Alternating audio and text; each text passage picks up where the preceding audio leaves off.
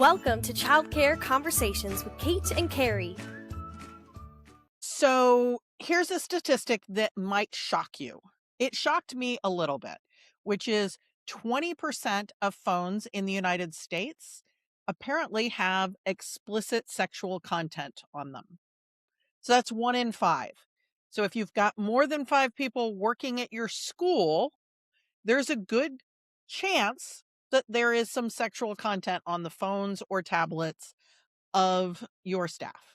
But that's Not private information, Carrie. Why does it matter? So the reason it matters is because I hear time and again, and Kate does too, and everybody else does, directors saying, how do we keep our staff off their phones?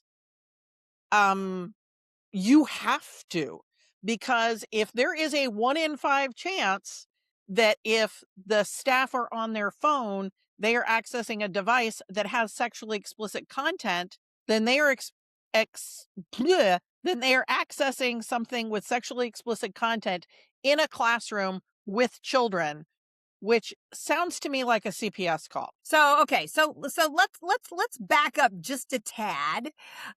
So Carrie and I get these calls from directors all the time, and they're talking about how their staff are doing this on their phone or doing that on their phone. Some programs actually still require the staff to basically use their own phone because they haven't invested in tablets for the school.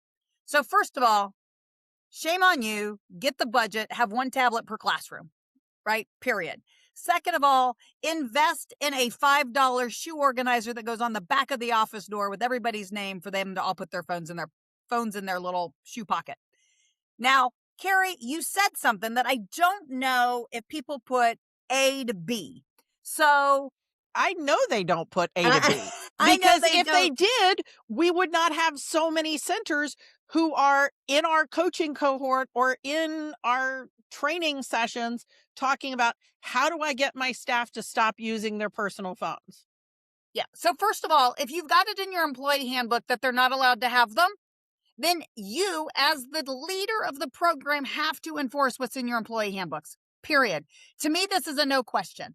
So if you aren't really sure how to do a 3-strike discipline program, reach out to us. We'll be happy to have one or share with you with one, right? But you should have a 3-step disciplinary. And this is not, oh, well, I've told them and I'm going to give them a few days. It's like, no, you told them. And if the next day they're on their phone, then they get a write-up. If they do But it 2 days later. then they'll quit and then I'll have nobody to work at my center. Well, so then maybe we should take your perspective, Carrie. If now all of a sudden we've got 10 staff, which means we've got at least 2 that probably have sexually explicit content. That means that when you see a 3-year-old or a school ager on a personal staff person's phone, what did you say we have to do, Carrie? Well, CPS. So, but they're just watching some little YouTube video or they're looking at the pictures of my cat. I mean, the number of times I've been on my phone and I've been on one app and I just glance away and now all of a sudden I'm signed into American Airlines. I didn't mean to sign into American Airlines, but it's just another app on my phone. It is so easy for someone to accidentally get access to another part of a phone. And I'm not saying that your staff are trying to put kids at risk, but they don't have control over every message that is sent to them. And we all know about unsolicited pictures that are sent to primarily young women. I don't have a way for you to protect that staff person from getting those pictures while they're at work. Other than by saying you cannot have the personal electronics in the classroom except for a watch that does not have a graphics capability. If they have a smartwatch that gets visual texts, gets the pictures from a text, they cannot have that kind of smartwatch in the classroom either. They can't. They have to have a dumb we've all watch. had that opportunity, that time when somebody sends us something and it pops up on our phone. So even if you think you're safe, if it is in the room, you're not safe. And so, okay, so this happens. What do I do as a director? I guess I don't understand, Carrie. If you see a child have access or looking at a staff member's personal phone or personal tablet, in my opinion, like better safe than sorry, you have to put that person on probation immediately, make a call to CPS and let CPS do an investigation to see if there was any potential information there. Now, that may be more extreme than most people want to go. You may prefer to put them on probation and say, I need to see your phone right now and do the investigation yourself. But here's where that gets tricky. Because if there was sexual content on that phone and you did the investigating, instead of having CPS do the investigating, now you're going to have to self-report about the fact that you did not report the CPS. Yeah. So you're going to have to still call CPS if there was content, and you're going to have to report yourself both for children being put in danger and for the fact that you did not report the potential child endangerment. Okay, so let's take this yeah. one more step, because we're there. We've brought that up a couple of times. What happens? You make the report so big, so I make a report. What happens to the teacher who you made the report on? Well, the short answer is that there's a good chance that they're losing their job. And that means this whole thing about, well, if I take away their phone, they're going to quit. Okay. Or you have to fire them. But for the long term for that person, if they had a phone that had any sexual content and a child accessed that phone, they now have exposure to being arrested for child maltreatment and child sexual abuse, and then being listed on the sex offender registry for the rest of their life because some person sent them an unsolicited photo on a phone, and then they let a kid in the classroom watch Miss Rachel videos on their phone in the classroom. But sometimes, I mean, let's be honest. We've all met that 3-year-old that if you've got your phone, because they're used to doing it with their parents, right? So your phone, it could even be in your purse. It could be in your pocket. And I've seen people in their pocket with the screen facing outwards, and I've seen pictures pop up when they got a text message for somebody. So this is not it's never happened, or the chances are slim. Because if I remember right, we've actually had something like this happen back when we had flip phones, and we had a staff person who got one of those pics from from a significant other dating human, and a kid opened the phone. You can't control whether or not a kid's going to open your phone, if the kid's going to grab your phone because they heard it buzzing. I mean, I know school agers that would hear it buzzing and want to bring you your phone because your phone is ringing. Yep. Because they think they're being helpful. And they are being helpful. But they might be helping somebody out of, their ability to earn a living for the rest of their life in, a lot of different areas. And so this sounds like a really serious issue, Carrie. Why do we have directors? Like, where is the disconnect, I guess, is one thing. Is why do people not make a bigger deal out of this? Is it because it's predominantly women in the industry? No, I think it's that people have not made this connection. And I didn't realize that people hadn't made this connection until we were, in our coaching cohort. And like the fact that people had not realized that that their employees having phones in the classroom was a danger to the children, not just an annoyance. It's not just that it's annoying that the staff have their phones so that they might not be doing active supervision, because instead they're like, I'm just going to get one TikTok in. Like I'm waiting for kids to go to the bathroom. I'm waiting for the kids in the bathroom line. I'm just going to check a TikTok real quick, or I'm going to check Instagram real quick, or whatever. So that's what we tend to think, is that if they have their phone, they're going to be texting or they're going to be scrolling socials. And so it means that they're not doing the job that I paid them to do.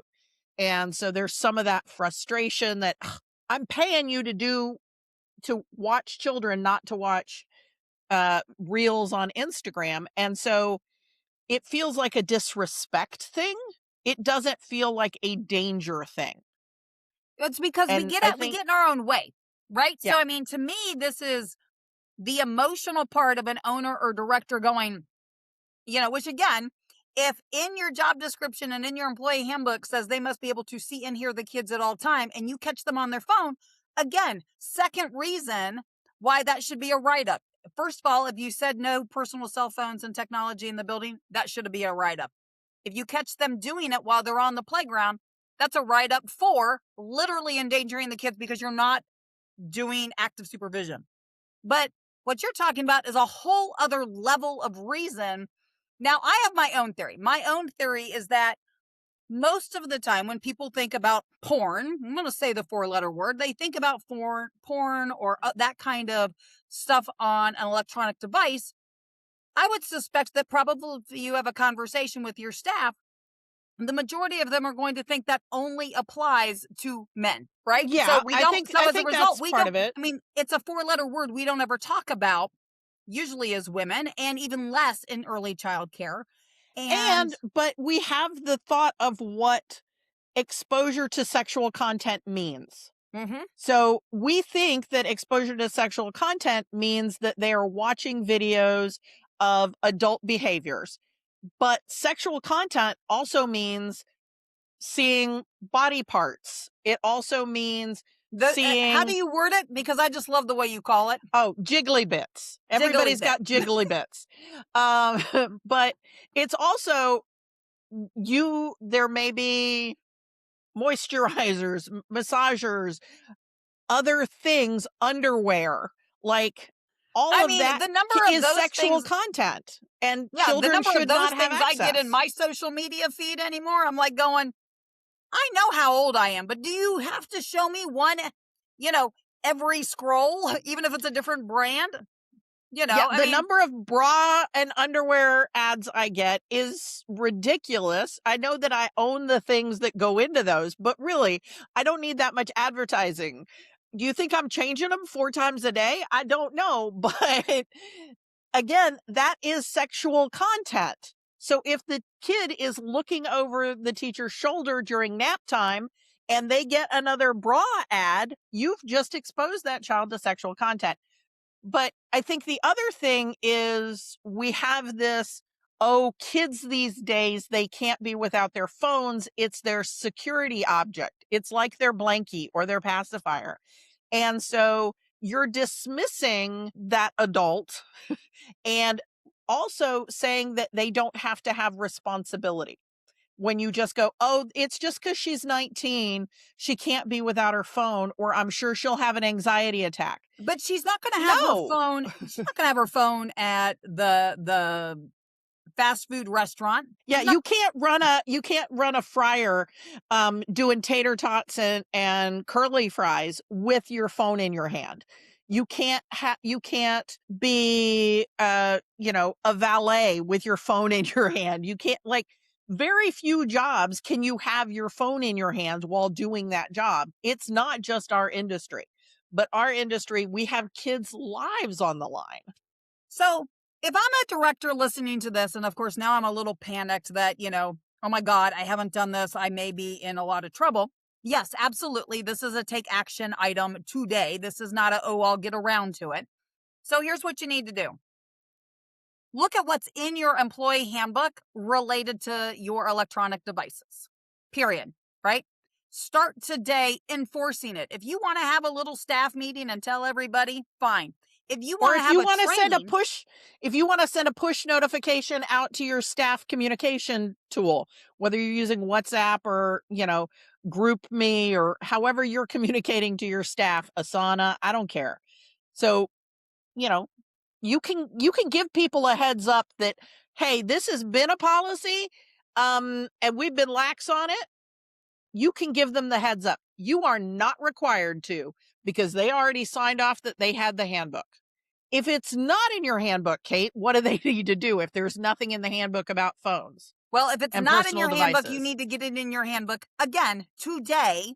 And you need to, so up phones, handbooks, parent handbooks and employee handbooks are living documents. They should be updated regularly. So when it's updated, date it. Make sure it's dated in the handbook as far as when it was an update. Make sure that every staff person signs off that they got the new policy. I would, if I were you, I would immediately have a staff training within the next week. You have no excuse. By the 1st of April, all of y'all should have this training on the schedule. And if you need to, have a conversation with your local police officer, CPS, have somebody come in and do the training and scare the shit out of them. And it doesn't have to be an evening training. It could be a lunchtime training, and you do half of the training for the people on lunch A and half of the, do the training twice for lunch A people and lunch B people.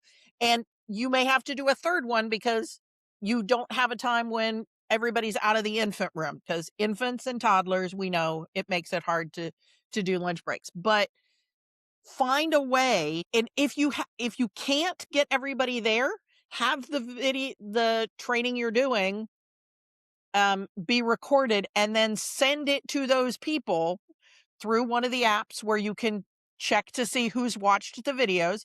You can do that with Zoom, and I don't know if you can do it with the free Zoom because it's been so long since I had free Zoom, but maybe pay for the paid Zoom for a month so that you can see who watched your videos.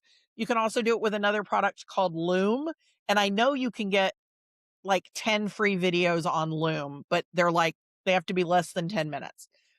But get the information out there. And I love Kate's idea of having somebody who is a counselor or a police officer or a CPS caseworker talk about the exposure to sexual content.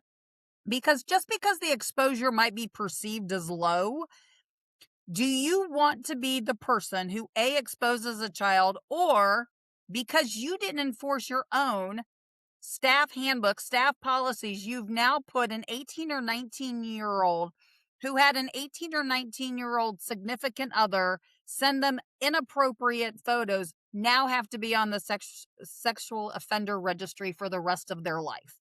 That is just plain damn rude on both parts. Yes, they're at fault, but you're at fault as the director for not enforcing your own policies and procedures. Get a spine. It is not I'm sorry. kind. Just, Yeah, that is not being kind to your staff. That is Mm. putting your staff at risk because you don't want to have a difficult conversation and you're afraid that some of your staff may quit. If they are so volatile that they're going to quit and lose their job because you took their phone away when they knew in advance they weren't allowed to have it, do you really want them in a classroom full of 2-year-olds? So maybe we hire up a little before you, before you implement, so that you can handle it if one or two of them exit themselves out of your program. But again, part of your legal responsibility is to protect children from child maltreatment. It is a legal responsibility. And if you are found to not be doing that, then you can serve jail time. I don't want to make this a bigger deal than it is, but I think we've been minimizing it for way too long. So I think we need to use the grown-up words. We talk a lot about, using the appropriate anatomy when talking to children, but you know what? We skate around this topic like nothing as grown-ass women. Well, let's be honest, because it's not just the men in our lives, and I should probably look up that statistic, because at one point in time, it was something like as much as 40% of all women regularly engage in that type of content, not just have ever gotten that email or that text message. So again, if you're thinking about 40%, that's 4 out of 10 of your staff. Okay. So hopefully this is an episode that caused you to maybe stop, take some notes, create an action plan. If you are not sure what you need to be doing, reach out to Kate and Carrie at kateandcarrie@childcareconversations.com.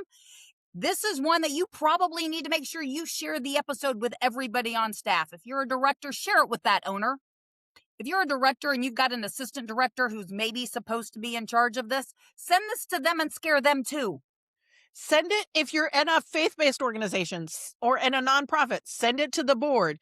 If you have an attorney that helps you at your school, send it to them and go, how should I address this? Get some additional feedback. HR folks, because again, yeah, do you we're want to not be lawyers the and we don't play them on TV. We're not lawyers and we don't play them on TV. We are trainers who train people on how to protect children from child maltreatment. Actually, Carrie, we are subject matter experts, and Carrie is That's true. often hired as an expert witness in cases like this. So Carrie is minimizing her experience and her real experience in the state of Texas in the last 10 years on this topic. And we've had to deal with this since phones have come into classrooms, because we had people with flip phones that got that stuff too. So take your action plan, go revise your handbook, share it with whoever needs to know, and we will talk to y'all in a few days about some much more interesting topics. Much more lighthearted, positive, uplifting topics. So text the show if you've got any questions about this. Just go into your show notes and text the show, and we will talk to you in a few days. Thanks for tuning in. We love bringing you real talk and fresh insight from the world of early childhood education. Be sure to follow us on social media to stay connected and catch all of the latest episodes. And if you're planning a conference, training, or special event, Kate and Carrie would love to speak to your audience. You can learn more about their keynote sessions and workshops at kateandcarrie.com. If you learned something today, share the show and leave us a review below. We'll see you next time on Childcare Conversations.